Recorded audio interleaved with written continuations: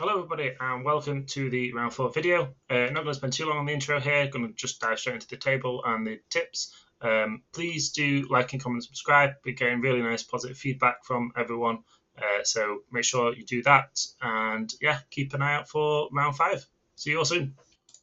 So moving into round 4, and as I mentioned on the round 2 video, this is now a Crucible battle map as well. It changed from Dawn of War. Dawn of War was an interesting layout to go with. I did go to the Leeds GT, check out the battle reports that I did from there. I quite liked it. I know that there was a lot of people that had problems with it in the competitive community. Obviously, certain shooting armies were just insanely strong on that map because of how open it was, but it did have some cool little tips and tricks. But now we get a pretty much exact clone of round 2 with the Crucible battle and the layout. However, there is some massive changes with the mission. So Purge the Foe, you really didn't want to give away any sort of forward deploying units away easily. If you did end up going second, you could very easily lose one of these units, and the opponent would probably try and commit because you do get the 4 points, and there was no way of giving up kill more on the first turn. So it's probably worth trying if they got like an overwhelming force or a storm hostile objective or something like that. It was worth sort of overextending first turn to get that kill, get the 4 points on the board, and potentially threaten and get the unit on there for scoring the kill, the hold more for their turn 2. However, round 4 is now Linchpin. So Linchpin is the mission where if you hold your home, the center objectives are worth 5. If you don't hold your home, the center objectives are only worth 3. So there's a big emphasis on being able to hold your home compared to Purge the Foe, where realistically you didn't actually need to hold your home at all. It's just hold one, hold more. Obviously useful for the hold more, but there's a big emphasis on being able to hold your home. So you're going to want to have good screens, because if they've got a strat reserve threat that they can bring on sort of here in turn 2 or turn 3 and threaten your home, or a deep strike even worse, you're going to want to be able to screen your home. So that's one of the main things that you do want to think of. You do not want to give away your home for free, because that primary catch-up game is hard. So you want to make sure that on your turns you're at least trying to score 8, and then the option to get the cheeky 13. And then obviously if you go in second, you've got bottom of turn, you should be scoring the max 15, I think it is, for Linchpin. So we'll take a look at the first deployment, and this will be the Poxwalkers. This is what I'd probably go for a first drop. As we always mentioned as in the past, if your opponent has Infiltrate, I imagine they'll probably try and mirror what we're doing here. They've got a really good spot here, and they can get a reasonable amount of OC and 1 inch of the ball. So that's what we're doing here with these Poxwalkers. Fairly easy to set up. So as we say, we've probably got 7 OC on at this point, and we are 1 inch in the wall here, front and back, and front and side, and it's quite difficult to get any sort of shots on this unit. You're not going to get it from the side here. You could come out and get some sort of downrange here. There's no way you can stop that from happening, so it's obviously a risk that you could take, because it's quite a common thing for the opponent to try and get some OC on this point. Some long-range shooting maybe is possible, but it's something that I think is worth it. If they do try and charge this unit out of here, they have to come and land on this point, because obviously the 1 inch in the wall, or they have to come around to here. So if they do that, they're literally just exposing whatever that unit is all the way through. The only thing that could potentially save them is a consolidation back that way. So just be careful with your pickups. You should probably, if you are going second, you're probably going to be on -1 to hit. So you would keep them, hopefully keep them as safe as possible to be as annoying as they can. If you do go first, they can just chill in here for whatever it is, waiting for that turn 2 contagion spread, potentially score you an easy objective like secure no man's land or extend battle lines or something like that. So this is my first drop I tend to like, and then we'll move on to the other side. So if your opponent doesn't have an infiltrate or doesn't mirror the same thing as you, This is another one that I tend to like to do. It's setting it up probably in a bit more of a risky space than the other one, but it does basically just say, hey, I've got 10 OC on here. The most common move that you tend to see is sort of advance the unit and one is the wall here, like we were doing over there. And they're not going to be doing that with something that's more than 10 OC, or it's very unlikely to. They could potentially get a transport up here and then get the people out to potentially shoot. But if they are going to be doing that, and again, if you are -1 to hit, these two sort of angles work quite well with each other, because if the opponent wants to come and do that and then potentially shoot the poxwalkers down here, the chances are that they're probably within the 3 inches, or they might just be able to stay out to give the -1 to hit there. So these two can work well with each other, and you're sort of cutting the line as fine as you can.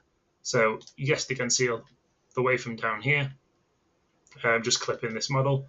So you want to try and hide them as much as you can, but you're forcing them to jump out.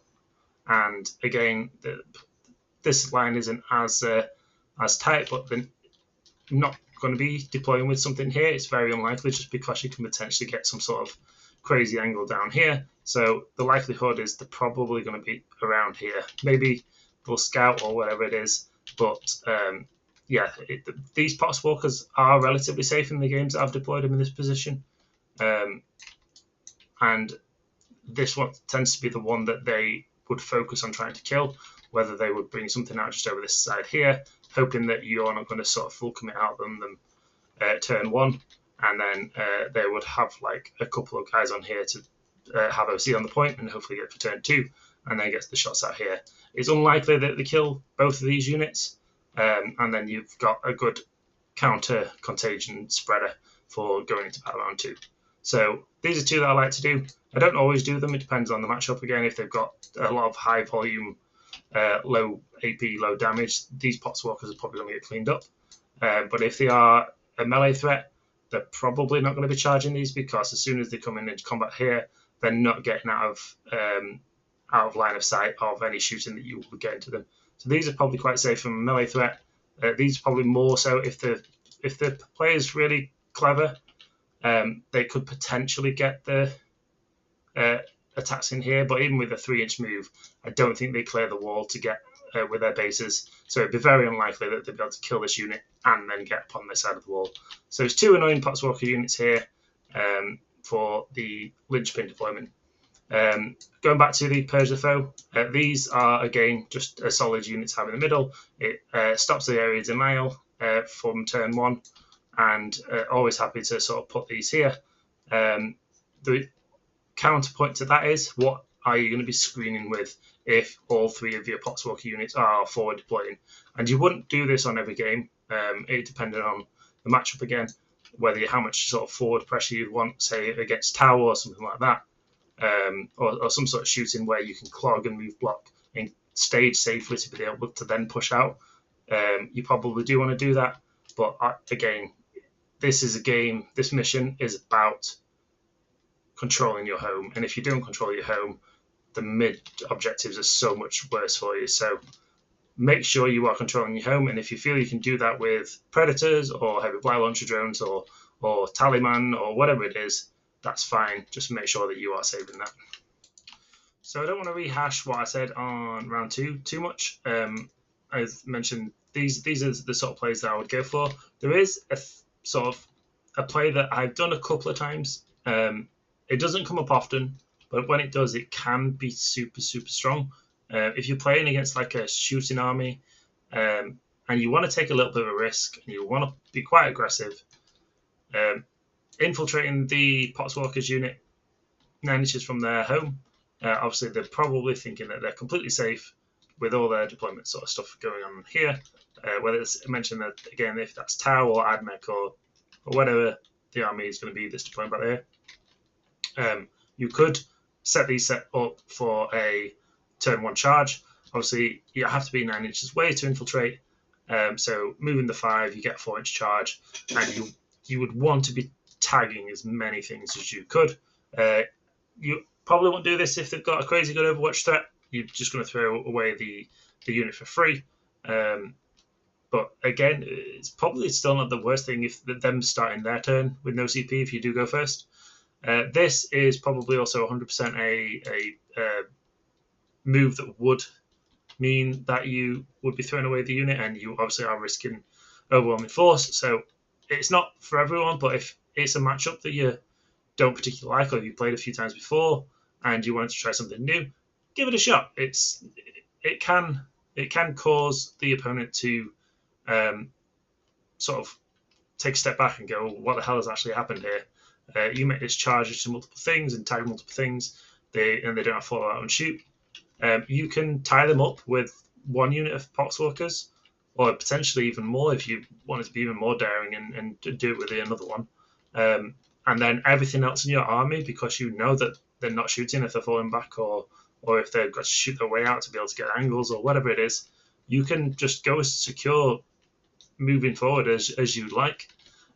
So yeah, these Poxwalkers, they're not going to kill anything. It's very unlikely to kill anything, but with -1 to hit, they're going to be an annoyance. This also works for countering scout moves. Anything that's got a lot of scout moves, like World Eaters have their Spawn Scout, and I think their A-Bound Scout, or whatever it is, they've got lots of scout moves. And without the Gore Bound, or whatever it is, they don't have Infiltrate to stop it. So obviously they might just drop something in here, and then if you're then 9 inches away and they've only got the one Infiltrate, and they've lined up all their scout moves to be like, cool, they want to be here, they want to move up into here with their scout, so that potentially first turn they are hitting you, or they're doing whatever it is, and you just go, nah, actually, I don't want you to do that. This 65 points is well worth it in my mind, because you're stopping that aggression and pushing them back a little bit more. So yeah, it's something that does work in certain situations, and you having it in your toolbox to be able to do against the right opponent, it's something that's very powerful, and something that you can add to it if you want it to be a particularly crazy person, which is say, this is the way that I have implemented it in the past. Don't go recreating this too often, but if it's going to work, it probably does win you the game. So as we all know, the Land Raider, something that I have in my toolbox, and I do tend to run Typhus in that Land Raider to start off if he's not going to be dropping down and it's going to be actions or behind in line or whatever it is for my objectives. He's quite a powerful thing to just have in the Land Raider. And in the Champions of Contagion, we've got the Mobile Vector stratagem. I have been through this on a previous video. It was the previous UKTC layouts, but it is still possible on a lot of them, particularly the Search and Destroy ones. But what you can do is if you just move the Land Raider up sort of the 10 inches up here, so that it fits just in this room. It's a bit fiddly on TTS, but it's possible. And then you want to put Typhus just sort of 3 inches out of it. You can then move the Poxwalkers as we mentioned. So move our 5 inches. Make sure you obviously get the one as close as possible so you are connecting.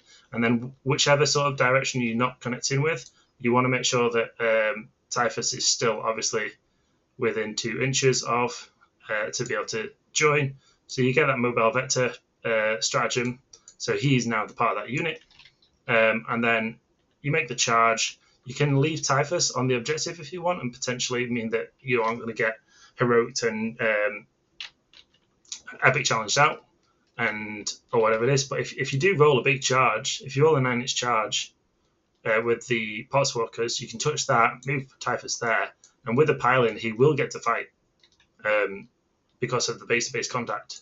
So it can be a massive sort of tempo swing, even early on. If you can clog up as many things as you can and attack with Typhus and hit something juicy turn one, they're going to struggle to recover from it, because they're going to be like, oh crap, I need to kill these Poxwalkers, I need to kill Typhus, and I also am tied up in a lot of things, and I need to then think, oh, what's coming out of this Land Raider next turn, because it's coming up to wherever it's going to, potentially up to here, getting the Plague Marines out, and then they've got another 5-6 inch charge, and they can shoot out of here as well. So against the right army, this play can really catch people off guard. Obviously, if you are doing when you're talking about this, you sort of like the pre-game chat that you have with the opponent, do mention the mobile vector stratagem. And obviously, if you put in the Pots Walkers down, maybe give another hint that the Typhus can join them. They might not see it all together. You can put everything together. You can give them all the ingredients for the cake, but you can't bake the cake for them. So you've told them enough about it that it could happen. So if it does happen, you've really pinned them back, and it's a really strong thing to be able to do. And obviously in Linchpin, in this game mode, it's fine. It is possible in other ones. In Purge the Foe, it's just suiciding the unit out and giving them extra points and kill more. But in this one, it's not too bad because you are pinning them back, and then hopefully you've got things on 1, 2, 3 midpoint to be able to score an easy 15 turn 2. We've got here the sort of rough layout of what I would probably go with for the mission deployment. I really do like this unit being here. It allows me to say, hey, this is your natural objective, but I'm going to keep it. And it does allow the Land Raider to just pop up here as well, potentially get line of sight into anything middle that I need to, and deploy the Plague Marines. For this mission, I probably would have as many things in Deep Strike as I could. I mentioned the Typhus play before. He can go on his own or potentially be on the Land Raider. It depends realistically if we're going to be making those plays or not. But because the main aim is to take their home objective, we would have the BLT and the Lord of Virulence in Deep Strike, and then the Death Shroud. Obviously, we're going to try and hit whatever they've got that's real big or real difficult to kill. But a lot of the pressure we want to sort of push on here is the ability to threaten their home objective. So to start, the spawns probably scouring forward. I potentially put the Pots Walkers here instead. I was more used to playing with 3 units of Pots Walkers. The current list I have only has 2, so it'd be a question of what I'd want to do with them and what would secure home. If not, probably just a spawn, to be honest, because they are annoying to kill. But I wouldn't want to give anything away for free because they are only OC1, of course, and spawn don't kill anything. Their melee is completely useless. On average, I tend to get like 2 wounds through whatever it is they're attacking, even if it's something weak.